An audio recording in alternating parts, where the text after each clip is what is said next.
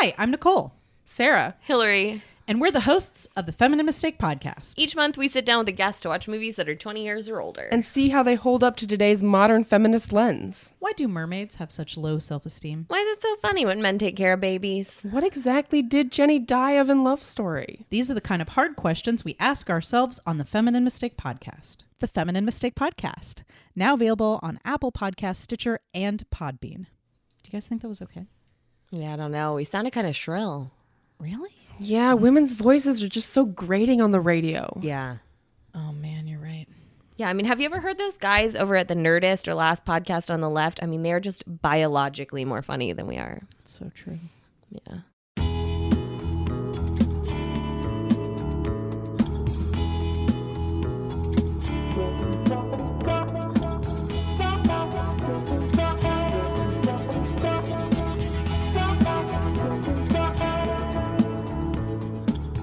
Welcome to the Vocal Fries Podcast, the podcast about linguistic discrimination. I'm Carrie Gillen. And I'm Megan Figueroa.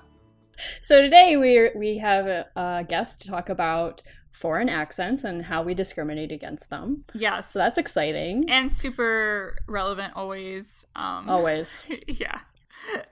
I feel like there's always a news article that's about someone being an asshole about how foreign accents or accents they perceive to be foreign, but yeah. That's a good one. Yeah, but we do have some adorable news.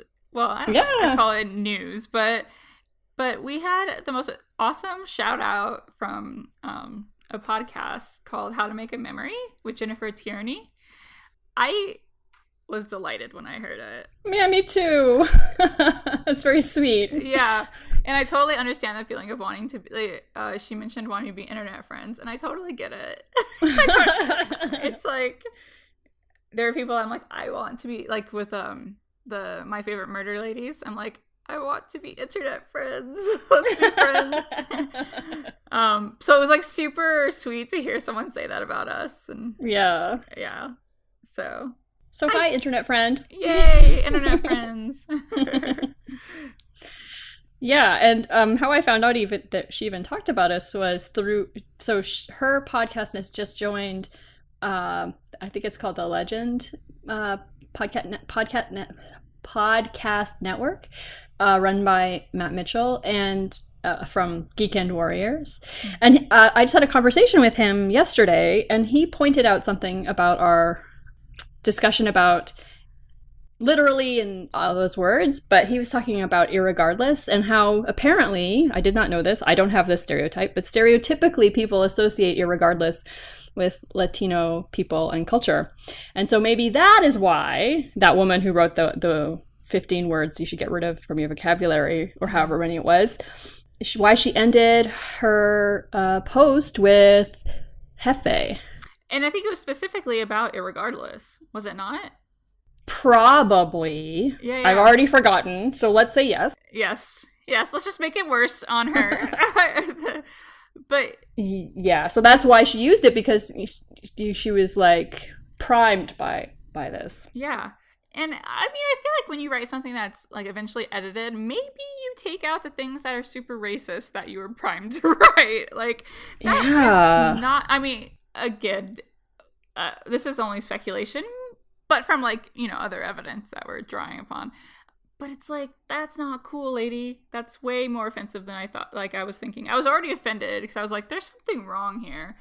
But if that's what she's picking up on. Yeah, because it didn't make sense. Like, if she was using it the literal Spanish way, like, why are you calling your readers boss? Like, that doesn't make any sense. Right. And if you're using it in this sort of more casual English way, which I don't really understand what it really means in English, but whatever. It still didn't feel right. If something felt wrong, but then I was like, well, maybe there's a real legitimate reason to use it. But no, I think you're right. I think it was racist / ethnicist.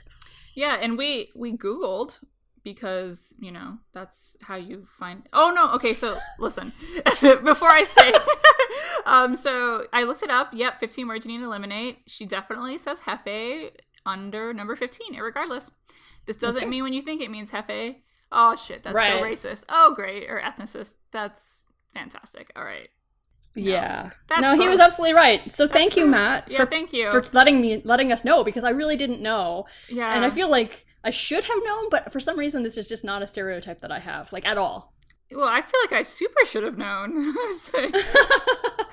but since we didn't, we Googled it and we found the Miami New Times has like a little primer on Miami slang, and it has irregardless in there. Mm-hmm. So they claim that it's Miami for regardless, which is silly because it's way bigger than that. But it does tell us something about how it's perceived. Yeah, especially since it,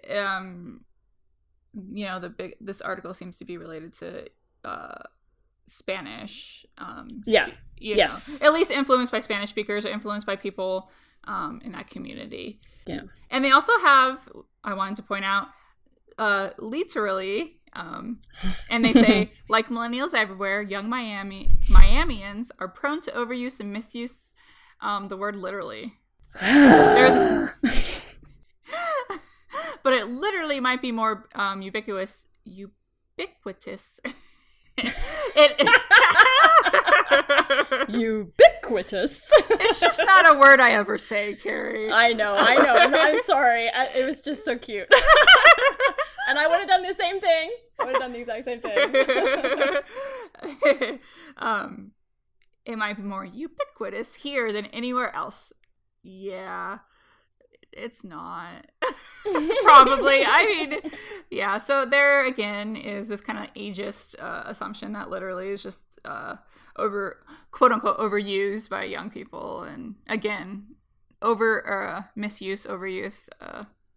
Hashtag I can't get over it. I can't wait for the next generation to get picked on, because it's going to be all the same stuff. Every single thing. Yep. I know. I mean, I guess I'm going to be the generation that's going to be picking on since I'm a millennial. But, I Just remember how picked on you were. So for some reason, Gen X forgot how much we were picked on. Yeah. Like, we were the slacker generation. So there's all this, like, how lazy we were, all that stuff. And none of that turned out to be true. Yeah. Anyway. I mean, generations are completely socially constructed. Like, there's nothing there at all, right? It's just like, oh, we're just going to carve up humanity into these slices. But even setting that aside, just pretending that it's real, like, the generalizations made are almost always the same from the next one to the next, and it's always bad. Those young people, wow, do they really suck today? Yeah. I mean, so sing a different tune. Yes, it's getting boring. I'm bored with your hatred. So it is very boring. Yeah. All right. So that Time article is worse than we thought. Fantastic. Okay. Yes. That's the moral of that story. If you think it's probably a little racist or ethicist or somethingist, it probably is. Yeah. It probably is. Sometimes it isn't. And I do want to make sure that we, like, at least give the benefit of the doubt until we have evidence. But, like, just in the back of your head, file it away of, this makes me uncomfortable. Yeah. And why does that make me uncomfortable? Sit with that and question it, because there's, we could all do that a little bit more. I don't want people to, I don't want to be like, I want you to feel uncomfortable, but also, like, that's where growth is. So yeah, no, uncomfortable is good. I mean, you can't do it 24/7. Like, you do need to have your comfortable time where you're in your pajamas and not doing anything. But you do need to be discomforted sometimes. Yeah. So. All right. And then one more thing. We don't know what we're going to be doing yet, but we are going to be at Phoenix Comic Fest, formerly known as Phoenix. Ubiquitous. Exactly. Comes back to bite you. Phoenix Comic-Con, which they no longer could call it Comic-Con because of the San Diego Comic-Con.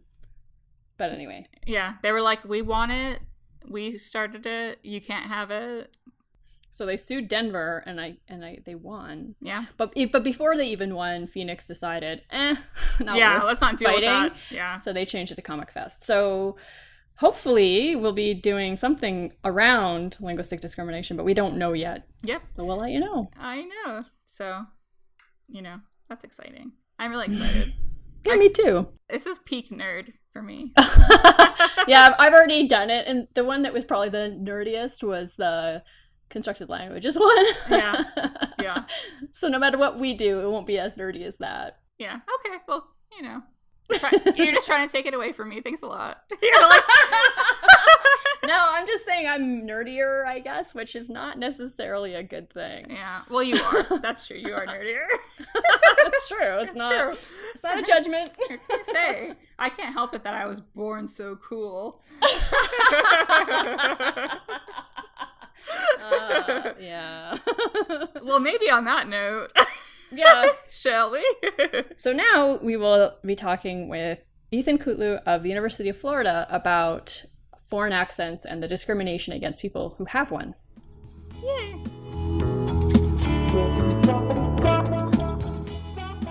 Okay, so today we have another guest.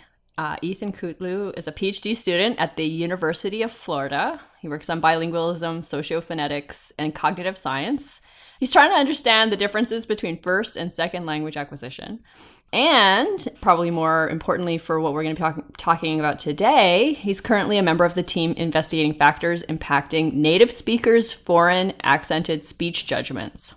So welcome, Ethan. Hi, Carrie. Hi, Megan. And hi, everyone. Oh, Thanks for being on the show. Yeah, thanks for having me. Of course. so you're in Florida right now. Yeah, I'm in Florida, Gainesville, Florida. Exactly. Yeah, I've actually heard a lot of good things about Gainesville. Yeah, Gainesville is an excellent city. Yeah. I'm enjoying it a lot. Oh, that's good. Cool. Awesome. Is this so did you do your master's before you started your PhD? Yes, I did my master's in Canada in cognitive sciences. Oh, okay. So I was wondering, Yes, if this is the first time in the US for the PhD? Yeah, that's my first. Yeah, I'm here for the last 3 years, but Cool. before that I haven't been to US. Yeah. Cool. Yeah, so actually I met Ethan, kind of met Ethan. Yeah. Through my friend Solveiga Armoskaiti, who was in the same location, at the same university? Right, yeah, Yes. you guys were at the same university, right? Yeah. Yeah. In Canada. Yeah, she was in Ottawa. Yeah, okay. They were in Ottawa together. Yeah. Okay, Yeah. cool. Okay, so let's begin with what we're actually here to talk about, which is foreign accented speech. Yes. I mean, I feel like it's always, I was going to say, I feel like it's like in the forefront of media, but it's always important. There's always something about foreign accented speech. Because people are always being assholes. Well, to most foreign accents, I guess, not all, because Right. British Good point. accents are not really Yes. discriminated against in the U.S. Right. That's true. Exactly. Yeah. Yeah, that's actually what I'm working on, because so what we have right now is that people, when they say that, oh, this person sounds accented, it might go both ways actually, because it might sound like, oh, they have a prestigious accent, so they might be from a country that has prestige over other countries, or oh, this person has accent, so I'm not gonna even pay attention because they're not from here. So that's a very crucial information for especially our society right now. Yeah. And so I guess we should just start as if Megan knows nothing. and just what is an accent? Yeah, so that's an excellent question, because and from scientific point of view, there's no answer for that right now. Believe it or not, it's a very complex terminology that people just throw it in a bunch of different scenarios, but they don't know why they're using that term. So the way in the past when people use accentedness was related to kind of intelligibility. So intelligibility is a phonetic measure, and it's actually an objective measure that we can ask people how they perceive certain sounds or certain words or certain sentences, and we want them either to pronounce it out loud or we want them to type it. And from their errors, we can actually count how much they understood from that utterance. So that's the objective measure. But when it comes to accentedness, very subjective. It's how you feel about certain sounds or certain people and how they speak. And in the past, as I mentioned, it was related to somehow intelligibility, but right now we have studies suggesting that we can actually understand certain populations very well with no problems in terms of speech perception, but we still love to label those populations as, oh, it's very accented. So it's the terminology itself is actually evolving as the society is evolving and languages are evolving, and it's hard to keep up with it because it's changing from populations to populations, from countries to countries, and we use it every day, almost. Yeah. Yeah. I've never actually thought about how how to define an accent changes from population to population. How we kind of all have our own definition of what an accent is. Yeah. Yeah, and every person has their own accent. So if you, for instance, while you're listening to me, you might hear certain, because English is my third language. I was not even exposed to English until the age of 15. And when I was exposed to that, I was back in Turkey, and I heard it from Turkish people who acquired English as a second language. So I never heard the difference between, for instance, an interdental sound like th and a t sound. So for me back then, they were the same sounds. And when I moved to Canada, all of a sudden I was like, okay, there's this interdental sound. Either Canadians pronounce different things differently, or I have no idea about English. And then I had to acquire that sound. So you might hear some certain Turkish features coming out right now when I'm speaking, but I also have that Canadian raisings for my vowels in certain contexts. But I have the Southern English, so I might also throw in certain Southern accent. So it makes me unique in a way that I have these three combinations of from different geographical places, and you can actually trace that back to the origin. So that's what is fascinating about accents. And I'm thinking about, even within you're saying how you have this so the Canadian influence and then the Southern influence now. I'm thinking about hierarchy of accents and how we've talked about Southern English on this show. Southern English is completely disparaged in the U.S. Yes. Yeah, exactly. Yeah. And again, that goes to the side of prestige, because in United States, at least, Southern English is not considered as a prestigious accent. Southern people are most of the times considered as uneducated, or they don't pay attention to how they speak. But we know that it's not true, because you can be very well educated but have Southern accent.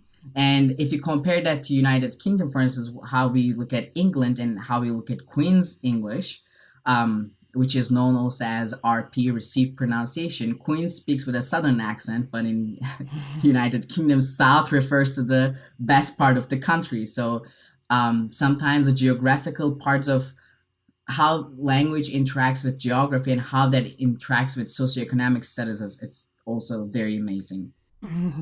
And also, Canadian raising is mocked in the United States too. Yeah, exactly. So you're getting mocked from all directions. Yep. Yep. That's my life. Yeah. So are some people better at understanding foreign accents? Yeah, so that's actually what I'm working on for my dissertation, because there's evidence suggesting that if you are exposed to different types of languages or different types of accents, you're actually better at understanding, again, people from a foreign accent or even a dialectal differences. But you will have to be exposed to a bunch of different varieties within the language, and that will kind of feed your how you access those words in your own brain. Because what we do in our brain is that we collect that data and we separate them into segments and super segments. And the more you have exposure to different varieties, you're actually expanding your kind of dictionary in the brain that helps you to access to those the lexicon. So I can easily say that having exposure to a bunch of different varieties is actually very beneficial, and we observe that especially in bilinguals, that they're very quick at accessing different information constantly. Another thing that bilinguals are better at. Yep, exactly. Yeah, bilingualism is better. Multilingualism. Yep. Is this Yes. What, Oh, that over. I was just Go going to ahead. say that this makes. I was watching the Great British Baking Show with my friend, and I was like, Oh yeah. having trouble understanding some of them, and she was just like, just wait. Once you start binging this, you're going to get better at understanding them. And it's true. I'm getting a little bit better each time. So that totally makes sense to me. Mm-hmm. Yeah, because so that's the when you're exposed to a certain dialect or accent at the first time, that's the intelligibility part, because you're not expecting to hear certain variants of sounds, so you're kind of surprised, or you're trying to make sense of what's happening, because it's a different way of speaking the same language, right? So what happens is that with exposure, your brain actually collects that data, and it kind of categorizes sounds in a way that, oh, okay, this should go with this sound, and this should go with these sounds. And then you try to come up with, okay, yeah, now I understand. There's no issue with understanding. I'm seeing your cognitive science background. I love it.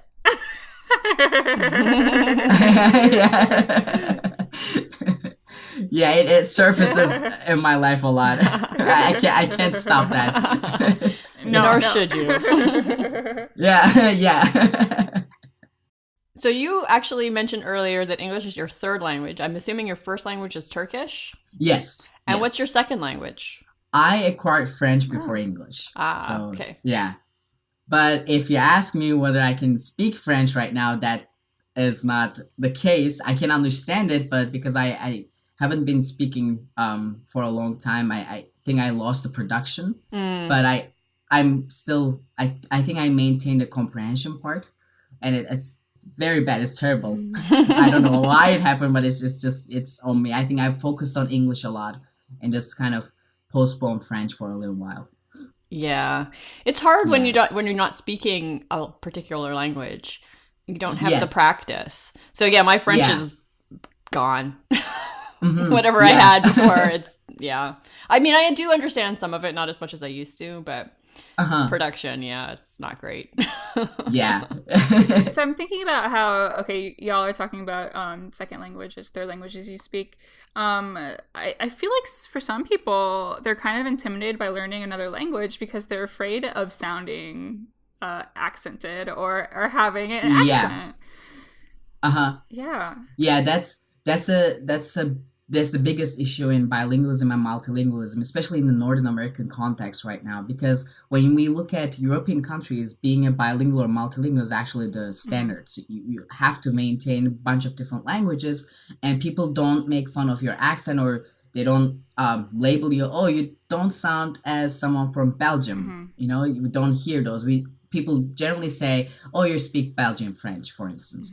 But when it comes to the United States, we actually have, again, studies looking at immigrant populations, or people who came here a long time ago, and their children right now are actually showing a lot of depression patterns because they feel that they're singled out, they're left out in their communities or at school, especially in the school environment, so at the education level, because their friends or peers call them as, oh, you sound weird, or you sound different than us. So that us versus them distinction happens a lot when you speak more than one language. And it's such a shame because, again, a lot of bilingual studies are suggesting that bilingual population is actually very kind of unique in a way that you know when to use which language, because sometimes those people use both languages at the same time, which we call as the code switching context, that they know that the population actually understand both languages at the same time, so they maintain both languages. But in another context, they might say, oh, no, this is a specific English-speaking context, so I should maintain English and, for instance, stop my French coming out. So they have that control ability of two languages. And it's amazing because it's training, lifelong training. And when you hear that, oh, but these people are kind of left out because they sound different, it's just heartbreaking, because that's going to be our future. Those kids will be growing up feeling left out and questioning themselves. And that also leads to another problem about identity. Right. A lot of bilingual kids want to leave one of their identities just to sound perfectly American or sound perfectly, as Southern American English, because they cannot maintain it, because their communities don't allow them to maintain both. That's a huge problem. I guess I'm the only American here, so let me just say what the biggest problem with America. One of them is I was gonna say, wait, one of them. Sorry. Yeah. One of the biggest problems with America is this us versus them mentality. Them. Yeah. It's horrifying to me. It's disgusting. And you said it, accented speech or people that are kids that are, grew up speaking Spanish and they try to get rid of Spanish because, they want to fit in when they go to English speaking schools. This is horrible that we're doing this to kids, and it's totally the us versus them thing. They want to be an us, right? Like that's what it's survival. Yeah. So it's absolutely just heartbreaking, and we really need to fix it. America needs to fix a lot of things. Because there'll be a lot of power coming from understanding different populations and how we can make everything, instead of looking at separate groups as out groups, maintaining an in-group mentality, because then we can actually advance, because from all our individual uniqueness we can form a better society. Right. I think it's kind of a utopia, but still I think we should work on that. Yeah, me too. Yeah. I mean, it's true that you're never going to get a perfect society, because that's just not how humans are, but we can make things better. And one way we can make it better is to be more accepting of other people and other ways of talking. And I mean, the first step is realizing how we are othering people so much by the way we speak, or how we're judging people by the way we speak. It's I think the first step is acknowledging it. It really is. Yeah, and some evolutionary linguists actually assume that it kind of accentedness is evolved with our own evolutionary path, that it was kind of an alert system for us to, this person is not from our group, this person is not from our community. So we got very sensitive to certain phonological or phonetic differences or variants that we can detect that single feature not being from our community. So we can easily say, this person is from outside, this is an outsider.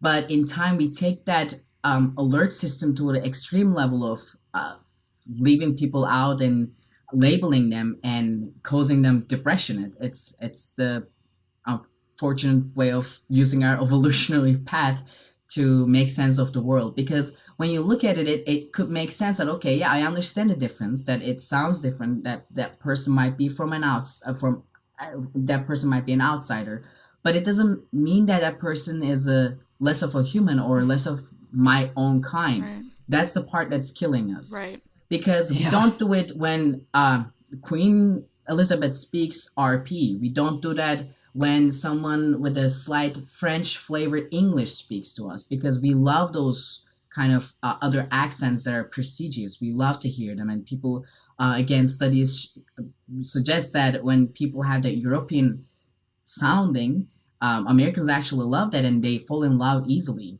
So it's not always a threat for us. But when we hear, for instance, someone speaking with an Indian English in the United States, or with features of Asian languages, then we kind of stop and it's like, okay, no, I cannot accept it. I cannot even understand it. I cannot even listen to this. And it surfaces a lot in institutions like universities, because in the United States, a lot of the graduate students are international students.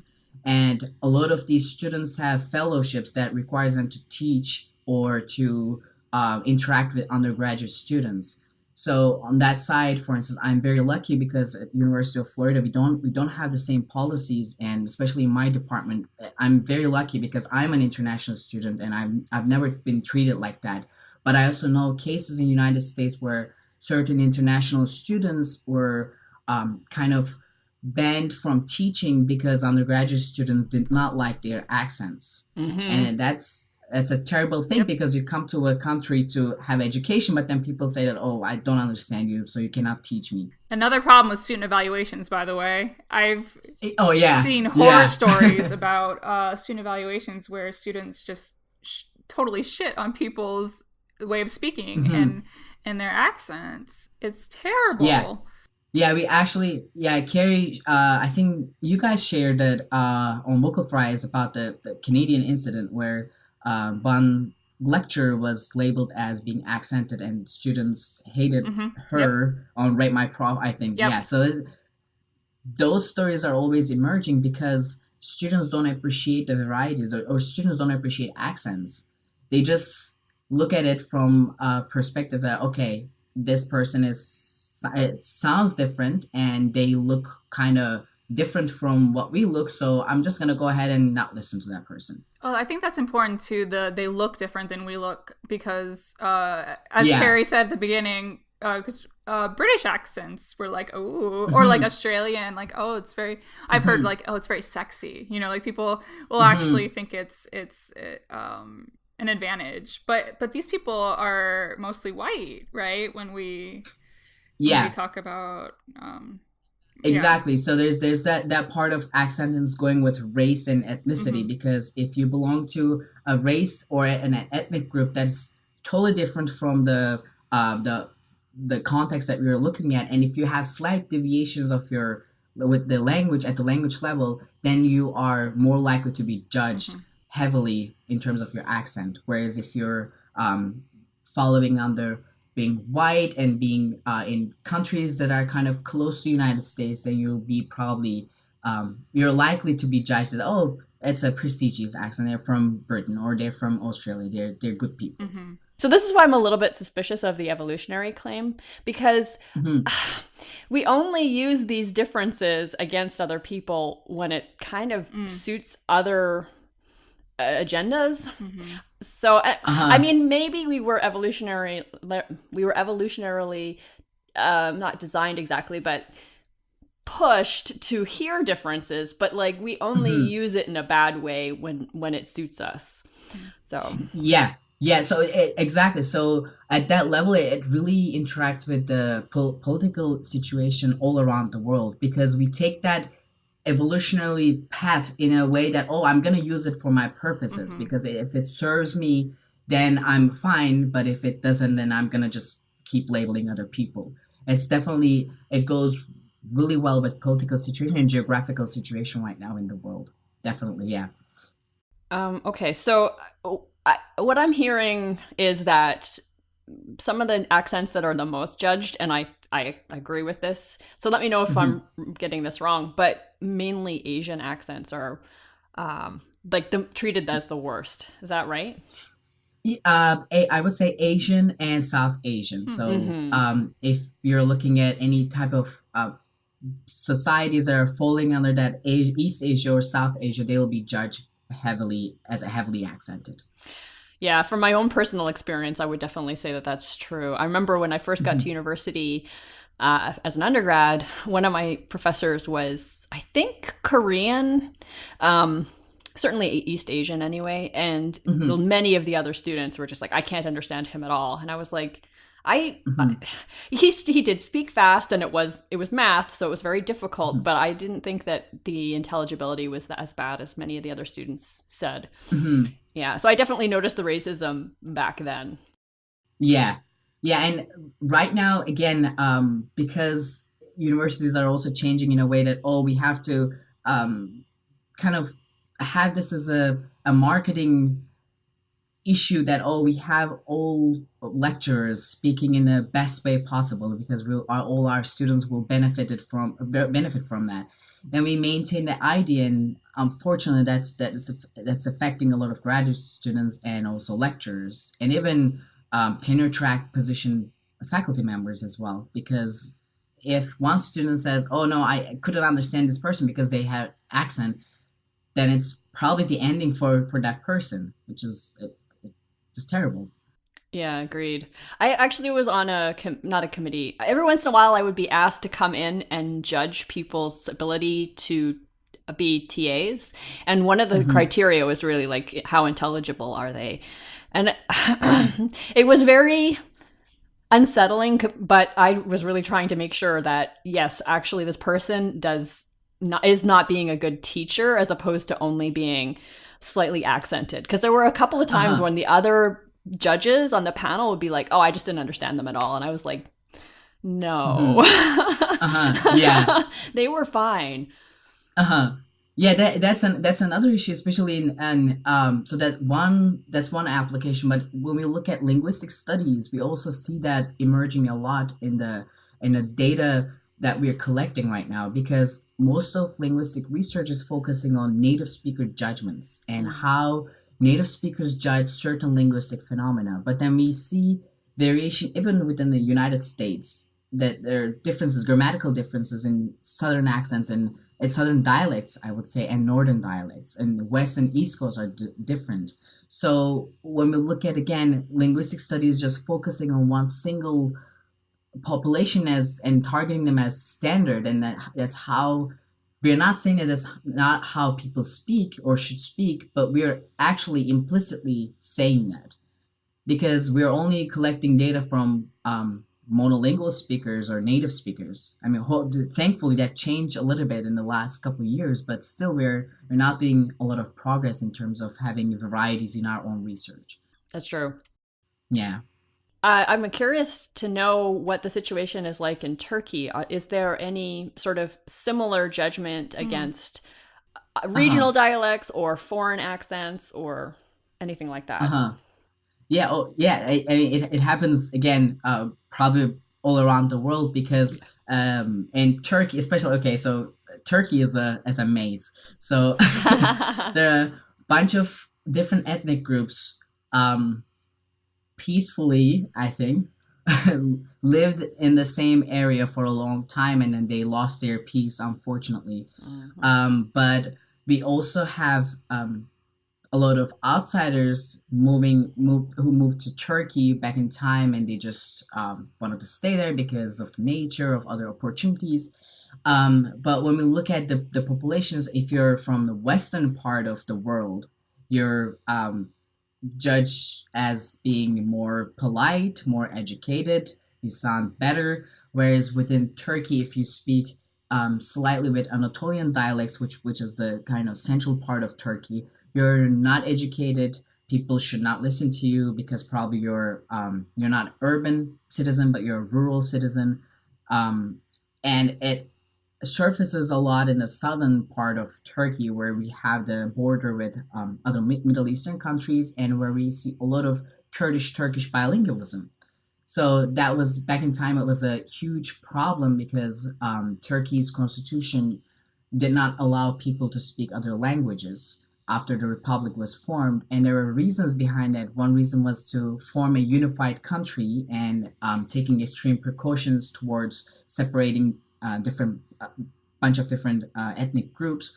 But then in time, it created a lot of stress on people, because then we didn't let people speak their own mother tongue, and then that created that harsh environment for both Turkish people and people who live in the border and identify themselves as Kurdish or half Kurdish, half Turkish. Recently, we have implemented the new constitution saying that people can speak Kurdish, and in some schools they can actually maintain their Kurdish. They can take Kurdish classes, but at the government level, we still don't have enough support. I think they're still working on that. Honestly, I don't get updates much from Turkey as much as I did in the past. But I think they're still working on maintaining at least Kurdish as one language in the southern part. But then there are other dialects. We have the Black Sea region dialect, which has a lot of features from Russian and eastern parts of Turkey. So they have a bunch of different dialects in there, and we don't maintain those, and they're dying. So that's really unfortunate, because again, we singled out those individuals that, oh, you're from Black Sea region, you probably are not educated, you're just probably working in a farm collecting tea, and you're not a good person. Those things also happen in Turkey, even back when I was there, and I'm pretty sure it's still happening. It's always the same bullshit. Yeah, I mean, exactly. What's wrong with picking tea? I drink tea every goddamn day. It's the best. Yeah, and that region is almost providing 95% of the entire country's tea consumption. It's coming from there, so. And Turkish people love tea, so we should treat them better. Exactly. We should respect the people that feed us, and well, I guess in this case it's not really feeding, but still like comforts us, nourishes us. Right. Exactly. Yeah. Stop being assholes, people. Yeah. Yes. I mean, in some ways, it makes me feel better that everybody, that this is just a common thing about humans. Mm-hmm. But in another way, it makes me feel worse because then I'm like, can we ever fix this? Right. I think we can get better, you know, baby steps we can get better, but I mean, it's that's still why, upsetting. Yeah. that's why we have the podcast, right? We're hoping that Yeah. there is Yeah. some room for growth. Yeah, Exactly. we're not just tilting at windmills, I hope. Yeah. Yeah. But I get what you're saying, Yeah, and that you're happy, or not happy, but you're glad to know, you're kind of glad to know that it's not just us that Yeah. are I mean, I assholes. knew Yeah. that, Yeah. but it's amazing how this urban-rural divide is just so common. So common. Yeah. It's again, we started doing that back in time sometime, and then we start labeling people for being hardworking and for feeding other people. And that's why we're losing our farms today. Yeah. And that's why we're losing everything, because those people stopped doing that after a long time of being treated as, oh, you're not a good citizen. You're just a person who's working for us. So are there any other questions, Megan?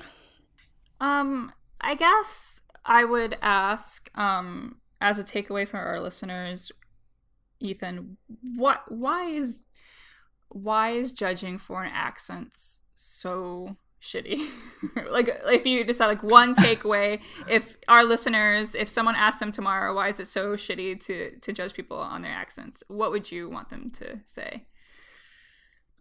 It's gonna, so what goes around comes back around.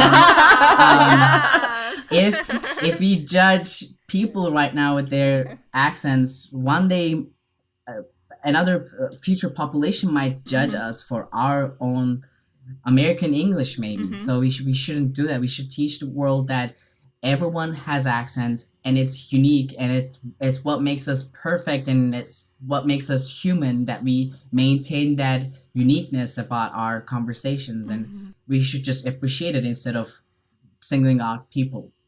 It's that one thing that we carry. I have a great. I had the opportunity to work with Caroline Wilshire, who works on World Englishes and Indian Englishes, and she gave this example from other scholars that she heard back in time. And she said accents are kind of like viruses, but they don't damage us. We just carry them to places, and we just implement them, and from that we grow new things. And it's one thing that we take with languages that everyone carries without knowing it, and then we share it with other people, and then other people share it with other people, and it just grows like that.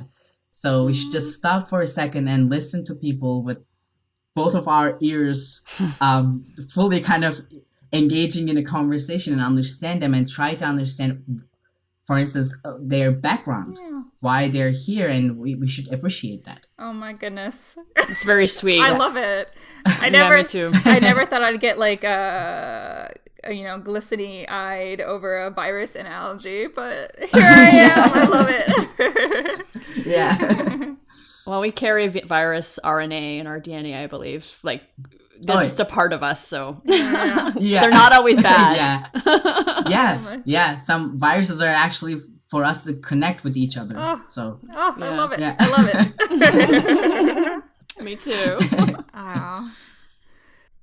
Thank you so much, Ethan. Thank you. Yeah. Yeah, thank you for having such a great platform for related to linguistics, first of all, because I teach introduction to linguistics, and I keep telling my students to listen to your podcast, and some of them are listening to you, and sometimes after class they come and talk to me about the podcast, and we're just having this great conversation. So thank you very much for making linguistics great. Yeah.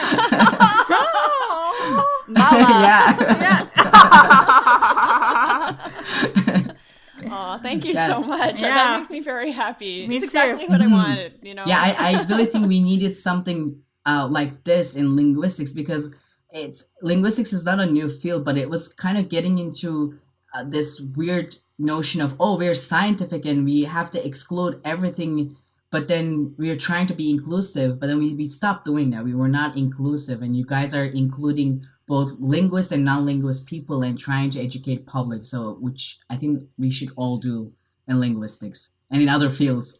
Yeah, me too. Yes. I mean, yeah, me too. I mean, other fields do a better job, I think, of communicating. Not all fields, but many fields do a better job of communicating what they're doing. Like, there's like famous physicists and famous biologists talking about their field, but there's not that many linguists who talk about linguistics to the public. A few, but not enough. Yeah. Yeah. And language is the most human thing, right? And a lot of linguists, I'm going to say it, forget about the person. Forget about the human when they study language. And I think it's important that we don't forget that this is a very human thing that we're looking at. Yeah, perhaps the most human thing. Because remember, back in the day, there were all these things that humans were supposed to be unique for, like having tools and all these other things. And all of those things have been knocked down. And the only thing that really remains is language. Yeah. Crows were like, bitches. Hold my beer. Yeah, exactly. Give me that goddamn stick. I love crows, by the way. They're amazing. Okay, well, again, thank you so much. And we will always leave our listeners with one final word, which is, don't be an asshole. Don't be an asshole. Yeah, don't be an asshole, people. Thanks. Yeah, thank you very much, guys. Thank you. Bye. Okay, bye. The Vocal Fries podcast is produced by Chris Ayers for Halftone Audio. Theme music by Nick Granum. You can find us on Tumblr, Twitter, Facebook, and Instagram at Vocal Fries Pod. You can email us at vocalfriespod@gmail.com.